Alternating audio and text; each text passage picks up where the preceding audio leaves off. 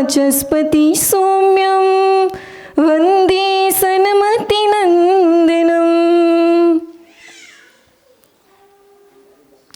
मेरे गुरुवर सुनील सागर, सुरी सुनील सागर जी गुरुवर हमारे हैं, जिन्हें कृपा की दृष्टि ने अनेकों भक्त तारे हैं। स्वयं जो ज्ञान के सागर, तपस्या के हिमालय हैं, वही शरणा हमारे हैं, जो हारे के सहारे हैं। वही शरणा हमारे हैं, जो हारे के सहारे हैं। मेरे गुरुवर को दुनिया तपस्वी संत कहती है, भक्तों की टोलियां मिलकर उन्हें भगवंत कहती है। जगत में और भी उनको बहुत कुछ लोग कहते हैं, मेरी श्रद्धा मेरी भक्ति उन्हें अरहंत कहती है। मेरी श्रद्धा मेरी भक्ति उन्हें अरहंत कहती हैं।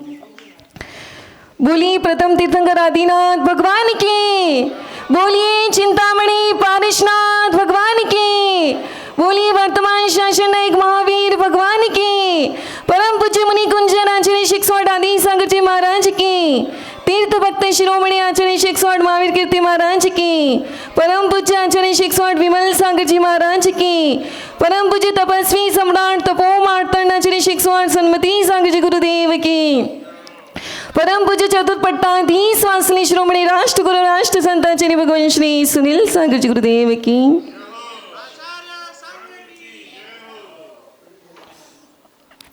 एक बार एक युवक ने बहुत सुंदर चित्र बनाया, बहुत मेहनत करके एक चित्र तैयार किया। अब उसने सोचा कि वो मैं चित्र कहाँ पे लगाऊं, तो उसने सोचा कि जहाँ सबकी दृष्टि पड़े उस स्थान पे जाकर मैं चित्र को लगा लेता हूँ।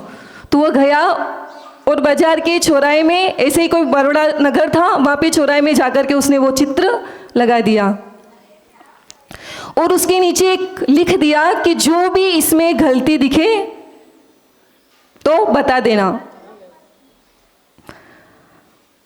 सभी लोग उस चित्र को देखते।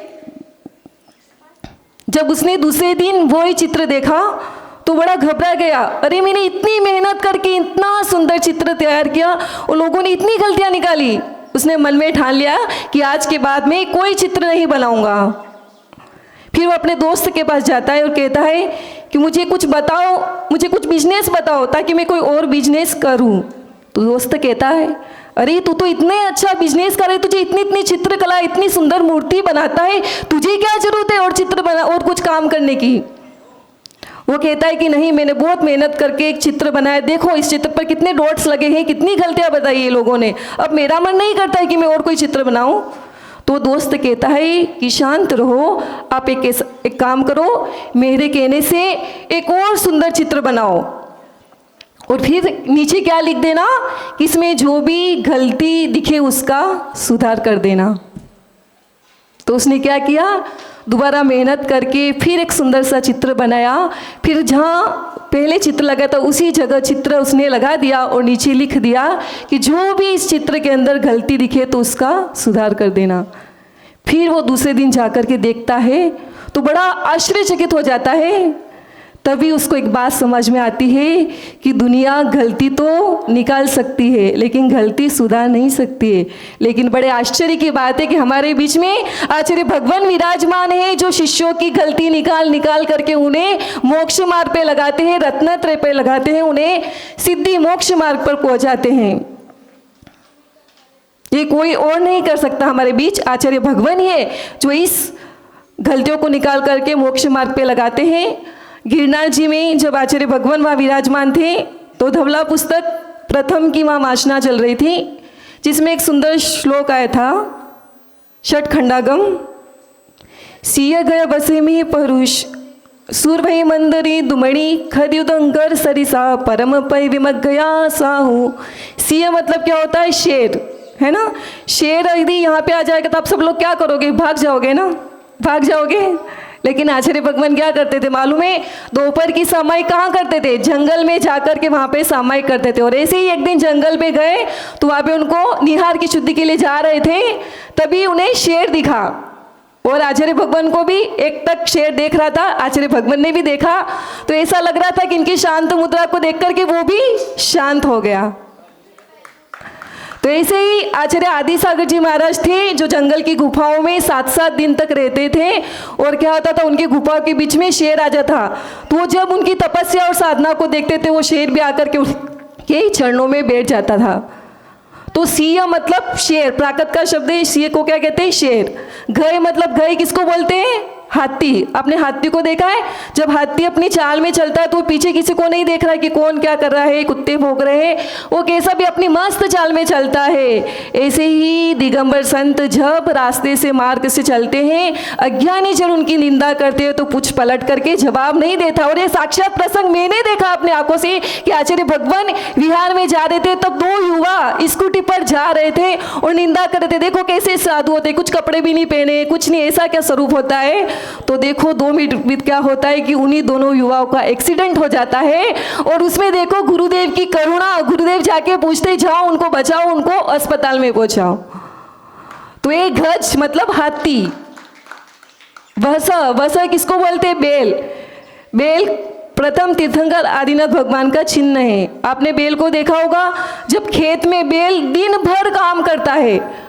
और आजकल तो इतने संसाधन हो गए, लेकिन पहले क्या होता था, बैलगाड़ी में सामान सबको रख देते थे और जहाँ भी मंजिल पे जाना था तो बैलगाड़ी पे पहुँचा देते थे।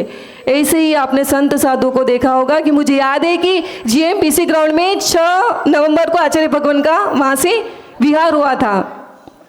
इसके बाद हाटकेश्वर, नरोड़ा में अद्भुत प्रभावना करते हुए संघ घोगा पंच कल्याणक प्रतिष्ठा के लिए 7 दिसंबर को वहाँ पर एक सुंदर पंच कल्याणक प्रतिष्ठा महोत्सव हुआ, जो समुद्र के किनारे आचार्य भगवान वहाँ समुद्र के किनारे बैठ करके स्वाध्याय सामायिक करते थे। वहीं पर तपस्वी सम्राट का समाधि महोत्सव मनाया था, आचार्य भगवान का आचार्य पदोरण दिवस मनाया गया था। और 25 दिन का वहाँ सुंदर निवास रहा। सोचो कि पहले कभी आचार्य भगवान वहाँ घोगा पे गए थे, उन्होंने प्रेरणा दी थी कि इस तरह से सुंदर मंदिर होना चाहिए, और गुरुदेव की आशीर्वाद की कृपा हुई कि वहाँ पर ऐसा सुंदर पंच कल्याणक निमित्त से अवसर से वहाँ पे जाना हुआ। और मुनि संप्रभ सागर जी ने एक सुंदर किताब की रचना भी की, उसमें इतिहास जुड़ा है, रशपोदिति तीर्थ। इसके बाद आचार्य भगवान पालीताना में गए 31 दिसंबर, जहाँ पर नए वर्ष की सभी भक्तों ने मिलकर के अत्यंत भक्ति की, पालीताना में भगवान की वंदना की। इसके बाद मकर संक्रांति के दिन 14 जनवरी आचार्य भगवान का विशाल संघ गिरिराज जी में पहुँचा, वहाँ पर वंदना की, वहाँ पे भक्ति की, आराधना की। फिर अष्टानिका के लिए संघ पहुँचा राजकोट में 8 दिन की अष्टानिका पर्व हुआ। फिर पंच कल्याण के निमित्त से बड़ौदा नगरी में आना हुआ और आज सुंदर पंच कल्याण प्रतिष्ठा महोत्सव निमित्त हुआ। तो किस तरह साधु संत की साधना चलती रहती है। 10-10, 20-20 किलोमीटर चलने के बाद भी क्या करते थे? विश्राम नहीं करते थे। क्या करते थे? स्वाध्याय, चिंतन, मनन, ध्यान। और बिहार में लोग ऐसे होते थे कि अपनी झोपड़ी सब कुछ खाली करके, है भगवान हमारे घर पे आओ। तो साधु भी क्या करते हैं? निरंतर परिश्रम करते रहते हैं, विश्राम नहीं करते। चाहे धूप हो, चाहे कैसी भी तवा जमीन की तरह गर्म हो, लेकिन फिर भी अपने साधना में लगे रहते हैं, अपने चिंतन में, ध्यान में लगे रहते हैं। तो कैसी साधना होती है उनकी? बैल जैसे निरंतर परिश्रम करता है, वैसे संत साधु भी निरंतर परिश्रम करते रहते हैं। इसीलिए गए बस मृग कितना सरल होता है। आपने मृग को कभी देखा है?